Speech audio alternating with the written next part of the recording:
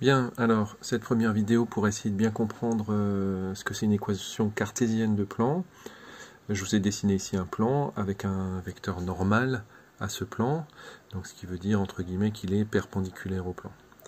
Alors, vous savez déjà déterminer une représentation paramétrique d'un plan.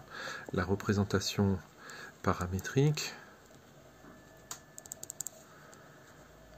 ressemble à un système avec les trois coordonnées, et vous savez que vous devez d'abord mettre les coordonnées d'un point. Disons que je sais que ce plan passe par le point A de coordonnées moins 1, 2, moins 5. Eh bien, je commence par mettre les coordonnées de ce point, plus t fois les coordonnées d'un vecteur directeur. Par exemple, je ne sais pas si j'ai comme vecteur directeur de ce plan le vecteur U de coordonnées 1, 2, 3, et le vecteur V de coordonnées 2, 0, moins 5. Alors une représentation paramétrique de ce plan serait, donc ici plus t, je mets les coordonnées du vecteur U, plus 2 fois t, plus 3 fois t, et encore plus un certain nombre de fois le vecteur V, donc ça ferait plus 2k, plus 0 et moins 5k, t appartenant à R et k appartenant à R. Ça, c'est ce qu'on appelle une représentation paramétrique d'un plan. Bon, maintenant, disons que je cherche une équation cartésienne d'un autre plan. Donc voilà un plan que je vais appeler Q, très original. Et donc cette fois-ci, je vais avoir les coordonnées d'un vecteur normal. Disons que le vecteur normal a pour coordonnées, peu importe quoi, 7, 3, moins 2. Et je sais qu'il passe par un point R de coordonnées 3, 0 et moins 1.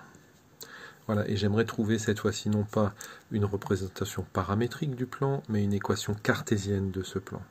Alors je sais que Q, d'après le cours que vous avez bien sûr lu et relu, admet une équation du type AX plus BY plus CZ plus D égale 0. Alors la première chose qu'il faut savoir, c'est que A, B, C sont les coordonnées d'un vecteur normal à ce plan.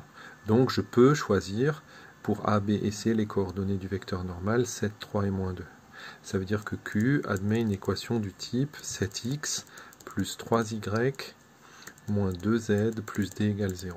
Il ne me reste plus qu'à déterminer D. Pour déterminer D, ce n'est pas très difficile. Il suffit d'utiliser les coordonnées du point R. Je sais que le point R appartient au plan Q. Donc, je peux remplacer x, y et z par les coordonnées de R. C'est-à-dire 7 fois 3, plus 3 fois 0, moins 2 fois moins 1, plus d égale 0, ce qui me permet assez facilement de calculer d. Donc là, 7 fois 3, 21, là ça fait 0, plus 2, ça fait 23, donc d égale moins 23.